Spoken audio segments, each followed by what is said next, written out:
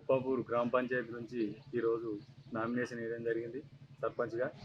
అయితే గతంలో 5 సంవత్సరాలు ఉప సర్పంచ్గా మా గ్రామ ప్రజలు అవకాశం ఇచ్చారు. అదేవిధంగా ఈరోజు జనరల్ రావడం వల్ల సర్పంచ్గా నామినేషన్ వేయడం జరిగింది.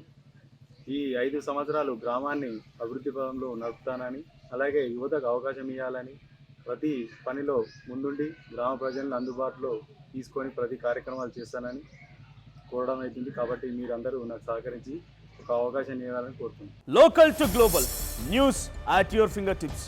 మీ చేతిలో ఒక ఆయుధం. Download Raw TV app. Media legend Ravi Prakash is back.